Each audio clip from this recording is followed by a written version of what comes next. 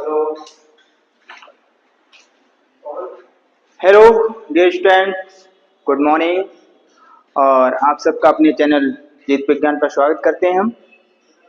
आज हम BSc second semester के यूनिट 5 से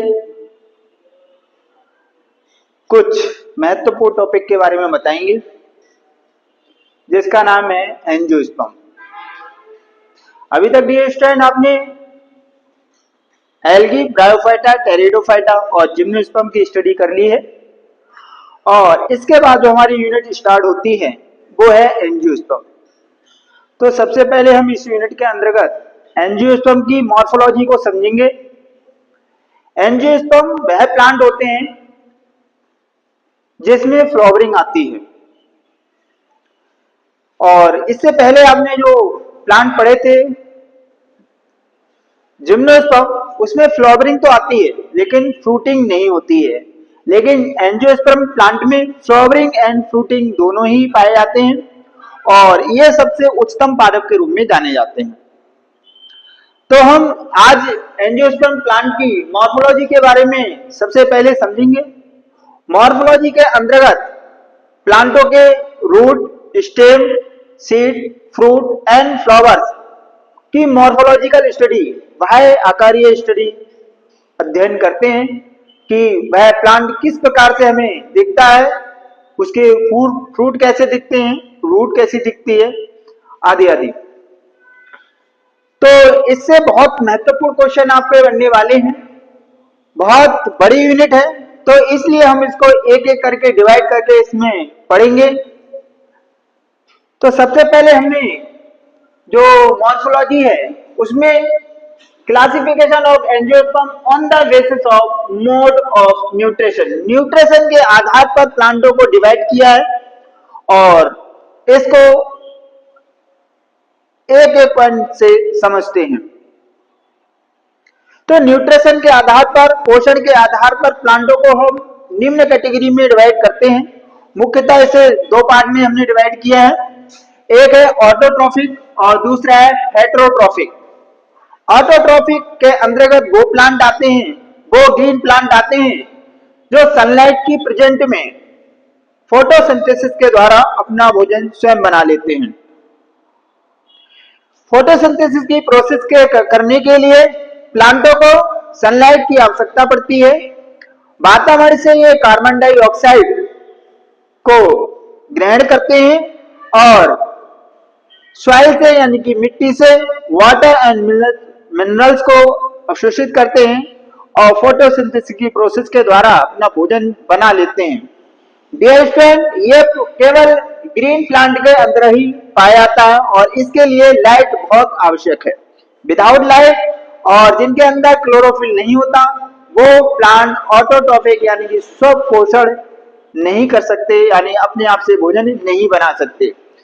दूसरा कैटेगरी हम बताएं आपको हेटेरोट्रॉफिक यानी विषमपोषी, ऐसे प्लांट जो दूसरे तरीके से अपना भोजन प्राप्त करते हैं, तो उन प्लांटों को हम हेटेरोट्रॉफिक कहते हैं। मैंने शुरू से लेकर एक एक यूनिट, एक एक टॉपिक आपके लिए प्रोवाइड किया है।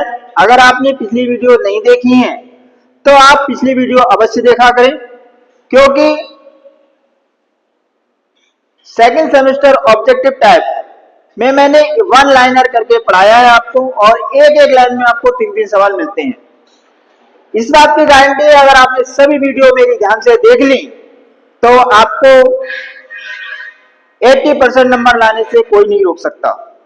इसलिए सभी स्टूडेंट मेरी वीडियो शुरू से लास्ट तक वॉच करा करें। और आगे हम समझते हैं हेटेरोट्रॉफिक। तो हेटेरोट्रॉफिक को हम 3 कैटेगरी में डिवाइड किया है प्लांटों को, सैप्रोफाइट्स, पैरासाइट्स और इंसेक्टिवोरस।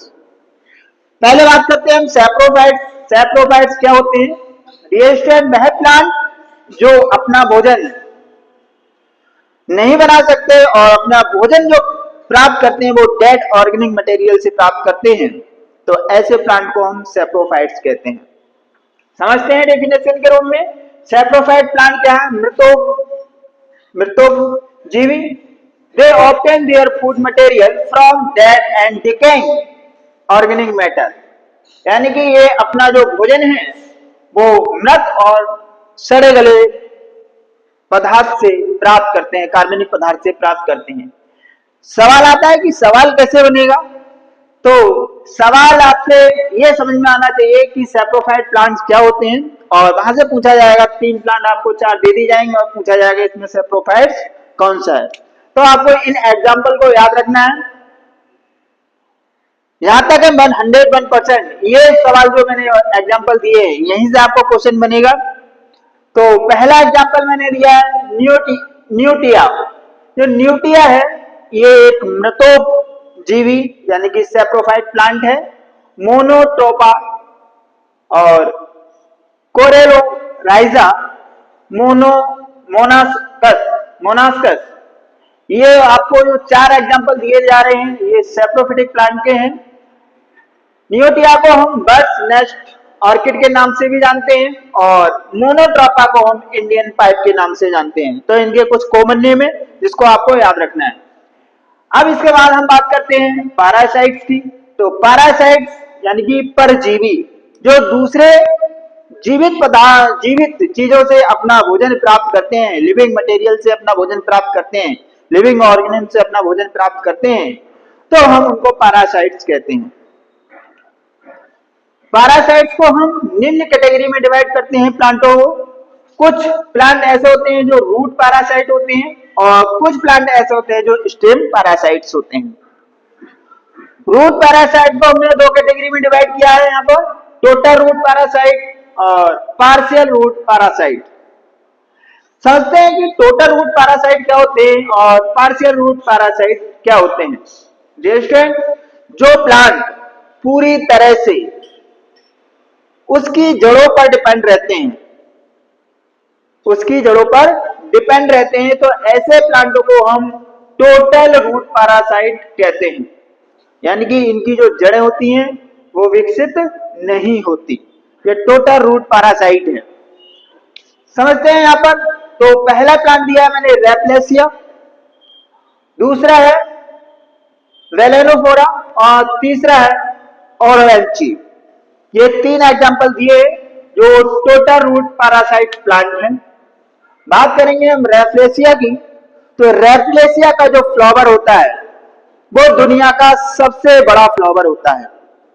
दुनिया का सबसे बड़ा फ्लावर रैपलेसिया का होता है, जो लगभग 9 से 16 केजी का पाया जाता है। 9 से 16 केजी का इसका फ्लावर रहता है। अगर हम डायामीटर की बात करें तो लगभग 1 मीटर डायामीटर का इसका व्यास रहता है, यानी कि इतना चौड़ाई का ये फ्लावर रहता है। तो ये आपके लिए बहुत महत्वपूर्ण क्वेश्चन है कि रैपलेसिया दुनिया का सबसे बड़ा फ्लावर, और वैसे देखा तो आपको टोटल रूट पैरासाइट है वेलेनोफोरा और ओरोवेंची। ये 3 प्लांट आपको याद रखना है। टोटल रूट पैरासाइट में बात करते हैं हम पार्शियल रूट पैरासाइट। तो पार्शियल रूट पैरासाइट में आप 2 प्लांटों को याद रख लीजिए, एक सैंडलम और दूसरा है फीसियम। सैंडलम यानी कि एक टर्म सैंडलवुड यानी कि जिसको हम चंदन की वृक्ष कहते हैं, ये पार्शियल रूट पैरासाइट है।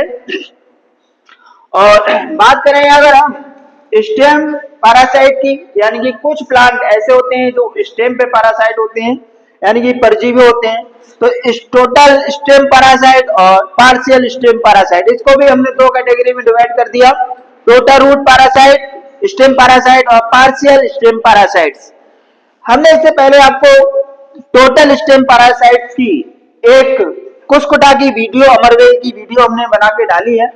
अगर आपने वो वीडियो नहीं देखी है तो मेरे चैनल पर जाकर उस वीडियो को अवश्य देखना।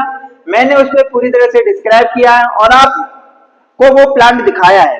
इस कुसकुटा को हम अमरवेल के नाम से भी जानते हैं। अमरवेल किस किस ने देखी है? अगर जिन स्टूडेंट ने देखी है वो कमेंट बॉक्स में अवश्य बताएं कि कौन अमरवेल को देखा है। तो कुसकुटा जिसको हम डोडेड प्लांट के नाम से जानते हैं, ये अमरवेल है। अमरवेल कहते हैं इसका कॉमनली नाम, और आपके यहाँ पर क्या जाना जाता है वो आप बताएंगे मुझे कमेंट बॉक्स में। इसका जो कलर होता है वो येलो कलर का होता है, यानी कि ग्रीन नहीं होता। ग्रीन नहीं होता है यानी कि इसमें क्लोरोफिल नहीं होता, और क्लोरोफिल नहीं होता है तो ये सनलाइट की प्रेजेंट में अपना भोजन नहीं बना सकते। जब अपना भोजन नहीं बना सकते तो इसलिए दूसरे प्लांटों के स्टेम पे ये पैरासाइट के रूप में रहते हैं और उनके द्वारा बनाया हुआ भोजन ये एब्जॉर्ब कर लेते हैं, अवशोषित कर लेते हैं और अपनी ग्रोथ को सर्वाइव करते हैं, बढ़ाते हैं।